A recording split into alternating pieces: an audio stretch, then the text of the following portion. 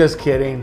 You know what? It's always one of these things when you do the call. Who's going to start talking first, right? I just assumed you, but then you pointed at me, and I'm like, I did that. Just, I don't want to step on your toes. I did that just for fun. I'm Dave Wescott, CEO of Evergreen Brands. This is Pastor Dave Lundquist with Enbridge. Enbridge.global is the website, and we talk about entrepreneurial journey, giving back, change the world. But we want to have fun when we do it too, so we start out doing something a little crazy. Yeah, it's like when you're waiting for someone to stop and no one starts, and you're kind of looking at each other. Should we do this? But what we talk about is giving back and why giving back to community, why giving back to charity, why giving back is super important. And one of the topic for today is why giving back is good for employee engagement. Yeah. And you recently, you just sent out an email. I think it was over the weekend, or maybe it was at the end of the last week, and you were talking about my brother Jim Wescott. Yeah. And you were talking about his charity. Yeah. And you were talking about the charity that he believes in that we actually give back to. Yeah, one of the things that I thought was so insightful when we started, by the way, just to give history, Dave, just the story of Enbridge very quickly in a nutshell is that Dave approached me some years ago now and said, I want giving back to be a part of our customer experience and our business experience. I want really us to make that a core value. And Dave has been a giver ever since I've known him. And so we sat down, we talked about it, and really we said, well, how can we do that? And one of the things that I think right at the beginning Dave said is, I want to talk to my leadership team and find out what they believe in. He goes, I've been giving back and I have, things that I love as far as charities and what's near and dear to my heart. But what about the leadership team? And so we went around the circle and we actually asked them. Matter of fact, I just talked to one of the guys just a couple of days ago, and he said, hey, I got a new charity that I would love, for some of the funds that we give to go to. And it actually, I'd never heard of it. It's called Big Table, and it's really a charity that comes alongside of people who work in the food industry. And I was like, that's going to be an interesting one to research. So I've yet to do that, but yeah, it was a really good idea. The whole thing about giving back, actually, when we did that, what we did was we got our leadership team around the table. I think there was 9 people at the time, and we asked them to really dive deep and what are you passionate about? What means something to you, whether you give to it personally, whether you believe in it, whether it helped you. And one of the actual things that came out of that was one of the guys actually had this real environmental cause about honeybees. Yeah. And which was very different because we had everything from Catholic Community Services that helps the elderly to cancer research to epilepsy, which is all of the medical side, and then we had people who were very interested in things like food banks and then substance abuse, but then we had the honeybees. But the thing about the honeybees was that honeybees I really never thought of the importance of honeybees. They're huge.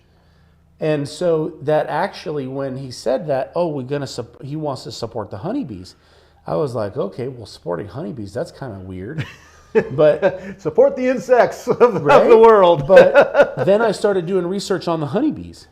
Yeah. And it kind of led me on my own personal honeybee path of loving honeybees, learning about honeybees, and then awesome. Buying all sorts of crazy honey that I don't eat to support the honeybee people. Not good for the diet. Have honeybee candles, all of that. But then that leads to the conversation like 2 or 3 years after the fact where we start talking about honeybees, and then we learn that you are a beekeeper. Yeah. And that you had your own flock of honeybees. Yeah, well, not hives. hives. I'm calling it a flock because they fly away. He's calling it a hive because that's what it really is. Yeah. But we learned that you're a beekeeper and that, you have had, how many hives did you have in your backyard? I had just 2 hives in You my had backyard. 2 hives in your backyard? Yeah. And how many bees was that? Well, I mean, a hive will start off in the spring at about 5,000 to 7,000 bees. Okay. And by August, which is kind of peak bee season, a hive will have 70, 80, 90, even 100,000 bees in there. And Wow. so, I mean, what you do as a beekeeper is you watch, and you have to go into the hive probably once a week or so, just to see how they're doing. And what you do is you add supers, which, like a honey super or a brood super, where basically they're boxes to give them space. Because what happens is if a hive doesn't have enough space, what they start to do is they start to create a new queen, and they will take split. off. They'll split. Yeah. Half of them will go. Splitting the hive. Splitting the hive. Yeah. And so that whole thing started. So I find out Dave's a beekeeper, and I'm like, I have this dream of putting beehives on my own little plot of land, on my own little acreage here. And so I'm planning on doing this. I'm going out and meeting bee people and talking to bee people. And then I talk to Dave, find out he's got a bee background. And now we've got a plan to put in 4 beehives in the spring out in the fields, and we'll have all of these bees. And, it's amazing to give back to the world. Bees do an amazing thing. They're, I love them. I love everything about it. And the cool thing about it is that none of that would have happened. None of that would have happened without that employee engagement, without that team jumping around the circle and saying, this is what I'm passionate about. This is what I think is awesome. And it's cool to see what other people are passionate about, because you actually find that you have a lot of commonality in that, and it builds this common interest. And now you think of just that one meeting where we said, let's give back to the beekeepers, and now we're having our own beehives. Yeah, it's fun. Yeah, it's fun. It's fun to be able to go around and see what people are passionate about, because, oftentimes there is a life story behind that.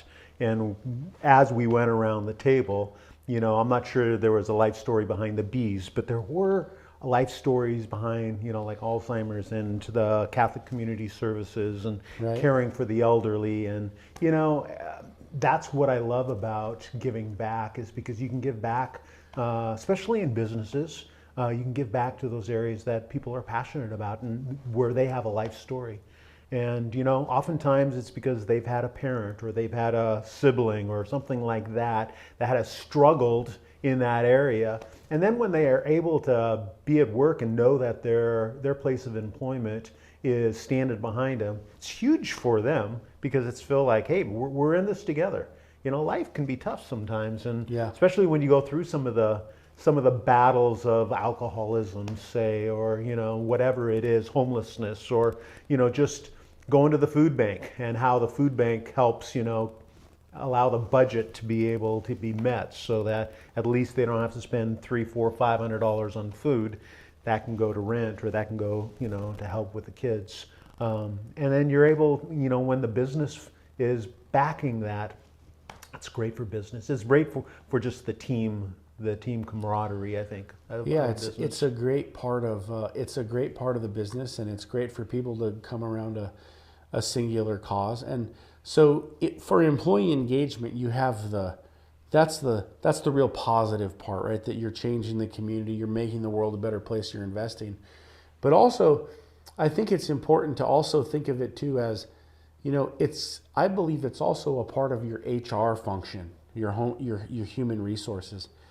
And what I mean by that is, if you have a small business and you're in whatever, small city USA, and how does anybody get to know about your business? How does anybody get to know that TransBlue exists in Monroe? Sure. And you think about that, and you think about attracting employees. Like, one of the biggest things that we hear, or that we have heard of, right, in this last 2 years has been, the great resignation. We've heard about quiet quitting, right, where people are leaving jobs. We've heard that the job market is super tough. Just recently, we've heard of more and more and more layoffs, and that the job market is actually now a lot easier to bring people on board. So things change so fast, right? Interesting just on that is that, the Seattle Electrical Union, there's never an electrician to be found, They're always busy. Always busy. Well, a friend of mine's in construction, and he called up and he said there's 600 electricians available for work. Serious? Right now. And they've been at zero for what? Over a decade. Yeah.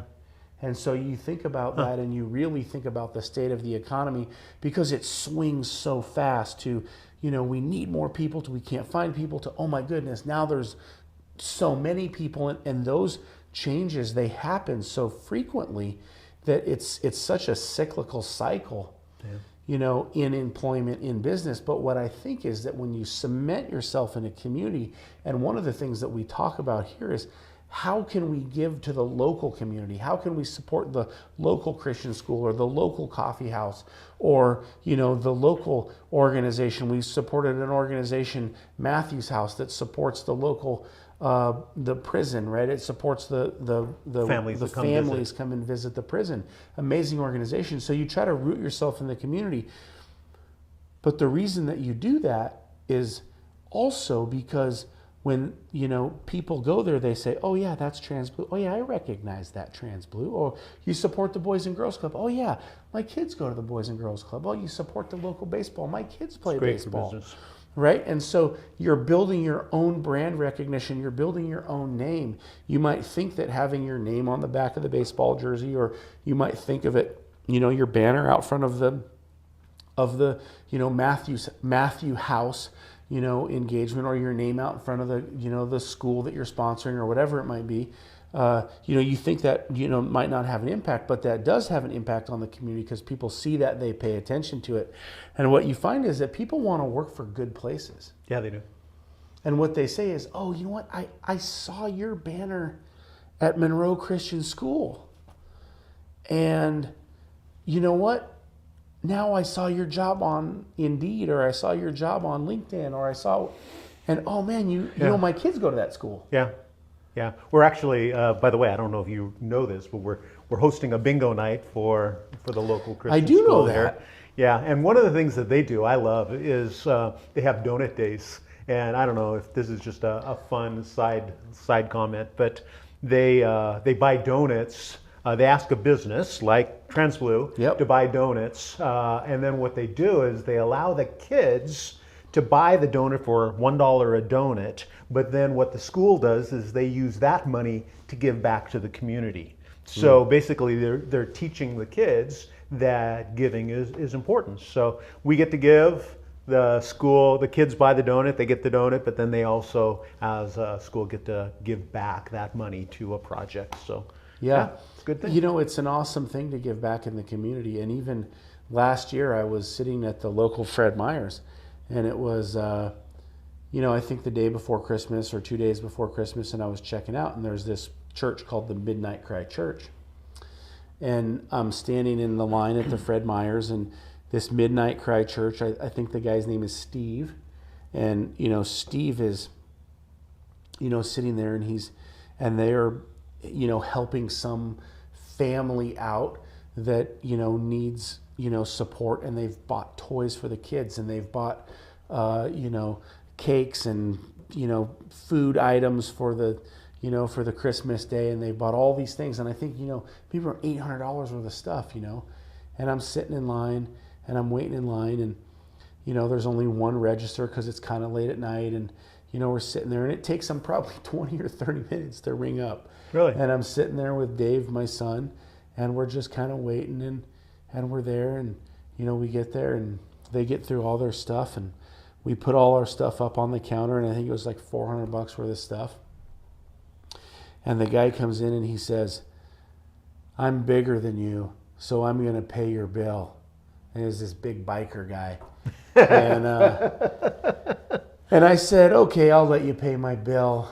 And with some conversation back and forth, he talked me into it. At first I think I had said no. And he said, you know what, man? He said, we help families all over Snohomish County. He said, you're the first person who's ever waited in line and not give us a hard time about how long it took to check out, because we do all these coupons and all these Amazon cards or whatever. Sure. And so, they paid for our entire thing. And, as somebody who gives back, to be on actually the receiving end of a give back was actually huge too. It was actually like a heartbreaking, tender moment, just to know that, man, no matter where you're at in the giving cycle, whether you're the giver, it's also good to receive, and it's also good to allow people to bless you no matter where you're at. Well, I imagine for little D as well, to see that. I mean, that's such a great life lesson for him, It to is. be able to see the community give back, to be able, our kids always love getting presents, but that's a situation where, he'll probably remember that. So that's but generational. giving back is so good. Yeah, it is. And it's good to be blessed too, and you never know who you're blessing. But that Midnight Cry Church, they're always on my mind. Yeah, That's because of that one event. Always on my mind. I'll never forget about what they do, but they do this amazing job. And you think about it, and you think about that family, and I think I've shared this before. We grew up going to the food bank during a certain period of our growing up years, and we got our Christmas presents from the food bank. They were given, and some of them are recycled toys or old toys or whatever, but they got wrapped up and they got given. And so there's a time that you have that Christmas present, and sometimes that happens because somebody else is generous, because somebody else is thinking. And we're coming into the Christmas season. I know this will kind of date this little video here a little bit, but we're coming into that holiday season. And so what do you do with that excess? What are you doing as a company to help engage the local community? Because no matter what community you're in, there is broken and hurting people that need help. And it doesn't matter if it's the guy on the corner that's got his sign out, or it doesn't matter if there's a local family in your church that's going through a hard time or a tough time. But I like to think that you're always paying it forward. Right? You're paying it forward for those moments, because you never know what life's going to bestow on you. You just mentioned 5 or 6 or 8 different causes that our leadership team was into supporting: cancer, Alzheimer's, drug and alcohol addiction. We all know somebody. We all know somebody right now who is going through those things. Well, just again, another little benefit of giving back is what it does, I think, with the team as well. I was just talking to one of the team, and I come in once a week and I interact with a lot of the team. And what's interesting is as the culture of give back has been established because of your leadership, some of the walls, I feel like, have broken down between people. And I think that's because now there is it's not just about performing at work, but now it's the idea of giving back. And I've just noticed myself that there is a lot more, and I don't know if it's a direct correlation to the give back, but it kind of feels like it, that everybody is like, there's not as much pretense, there's not as much walls, there's a lot more openness. It creates a harmony. It creates an harmony. It creates, does. I think it was Richard Branson, so, big businessman. Right. I mean, multi-billionaire, I'm sure, but he said doing good is good for business, and, I think, maybe if that's the case for a billion-dollar business, it's certainly the case for, a small business as well. Richard Branson, and he also has this philosophy in business that he says, hey, I don't run the operations because if I get into operations, I mess it up. He also says, if I get into sales, I don't get into sales because I mess it up. He says, I build culture. He says, I build amazing cultures. I'm focused on the cultures. He tries to spend, or at least the statistic I heard he tries to spend in his business is 70% of his time is focused on culture. And part of that is giving back. Part of that is giving back, but that's the culture that you create. What is the culture? What is this living being? What do I come to work for? Yes, I come to work for my salary. Yes, I come to work to take care of my kids. Yes, I come to take care of that. But isn't it great to see that email that comes in and says, hey, you know what? Jim really loves the Mario Lemieux Foundation. Mario Lemieux is a hockey player. really loves the Marlon Muir Foundation. Why does he love the Marlon Muir Foundation? Because it's about Hodgkin's disease, right? Yeah. And it's about supporting this amazing organization that's helped giving back for research, for care, for making thousands of lives better. Yeah, right? helping families when they're in need. And that's an amazing thing to do. It doesn't mean that everything we do in business is perfect. We have our struggles, our issues, just like anybody else. But I think that as we put those goals out there and we put those lofty plans out there, what's our goal going to be for next year? Our goal for next year is going to be to give $1 million to charity. That's the number that we're putting out there. Wow. And that's a crazy number. Yeah, it is. If we hit that number, I'm going to be blown away. But do you think of all of the lives and all of the impact that we'll be able to have along the way? Just, there's always pluses and minuses in business, hard times, difficult times. Yeah. To some extent, what you're doing, I think, when you have a give back plan, when you have this culture of give back, is you kind of flatten the negatives. You kind of take some of the negatives and, they get kind of erased away because there's such a strong positive. Because there's such a strong, I don't know who it was who said you got to have a greater yes in you. Yeah. And sometimes those strong positives of hey, we were able to really change somebody's life. You can probably live through some of the hard times in business and the tough times in business because of that. Yeah. I would think you, especially as a business owner, that's the case. I think you need that North Star. Yeah, that's a good way to say it. You need that direction, you need that focus, and you need something to work towards. Yeah. The thing is, you can only have so many cars, you can only have so many houses, you can only have so many things. Yeah. But I was in Harvard Business School, and there was a closing ceremony speaker, and he was one of the guys who was called Masters of the Universe on Forbes magazine, and he was there sharing a story.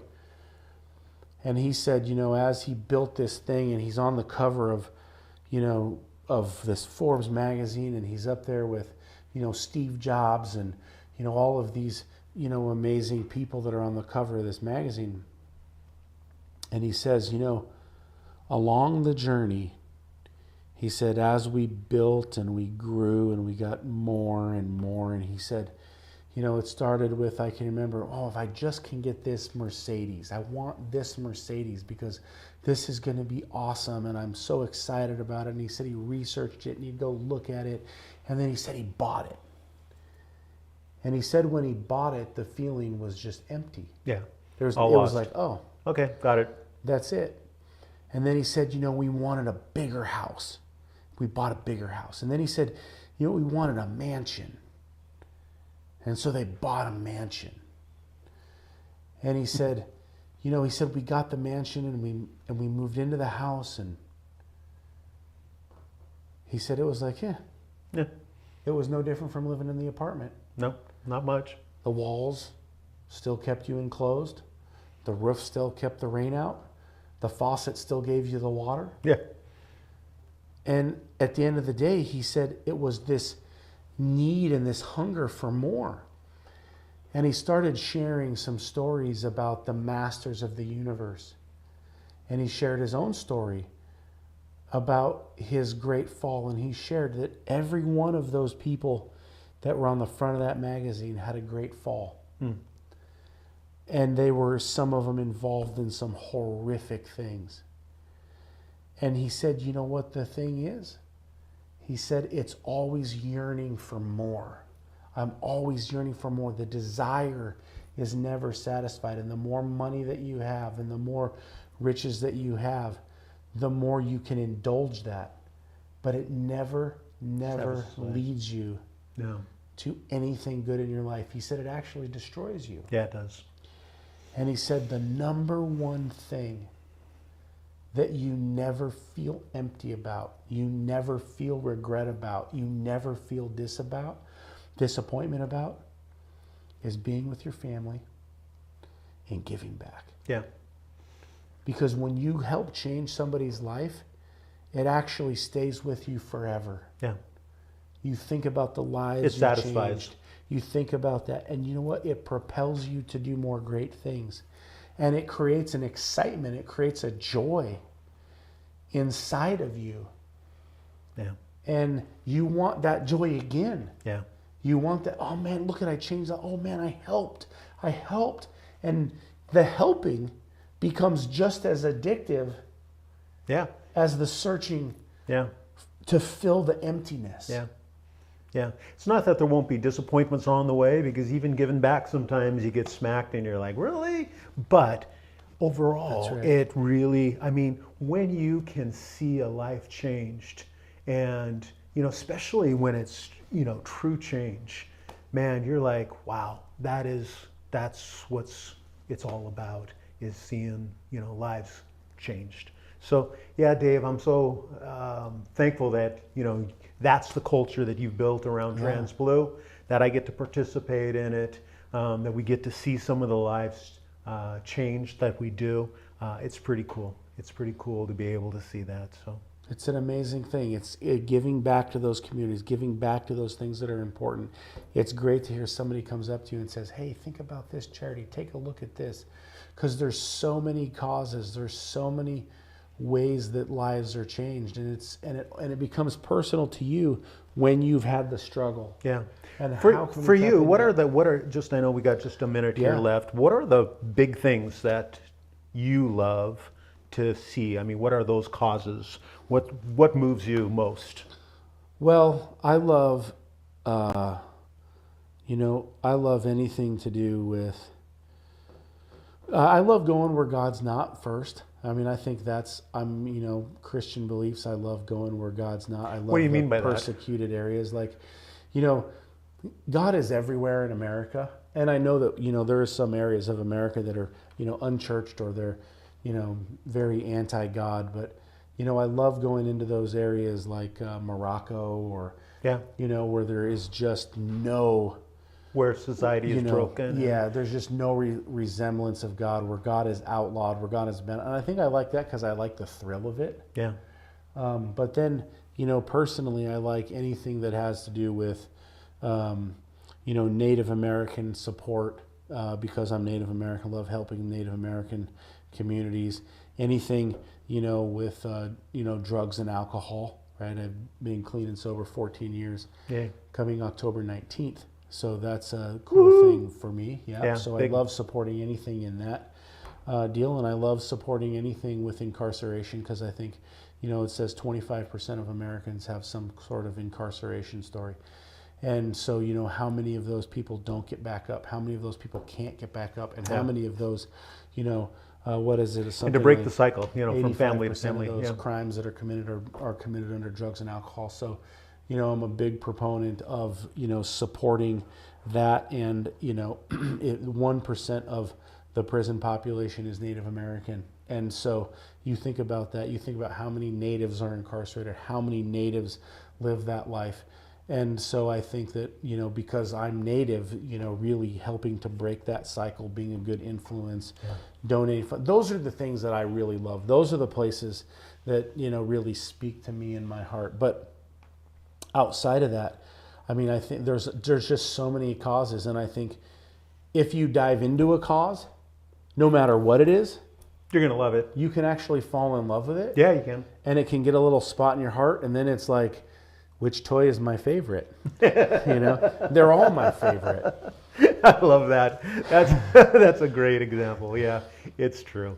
So, well, man, it changes the culture of a business. It's such a positive for a business, and I'm thankful that we get the opportunity to do that. And we really encourage everybody who watch this video, think about how you can do it. Think about how you can take that which you have and you can spread it around, and let's change the world. Amen? Yeah, think how you can do that. Make sure that you really just dive in and engage your people, right? Yeah. I challenge you, get your people and find what they're passionate about, find what they care about. Because you know what? Your mission isn't what drives the business. It's the mission of everybody around you that drives the business. And if you like this, follow it, share it. Follow me on LinkedIn, David Wescott. You can find me there. Enbridge Global. David Lundquist on LinkedIn, Facebook, and then enbridge.global. That's our website. Check us out. Look at some of our causes. Thank you for your time today. It was great to be able to share with you. Have a blessed day.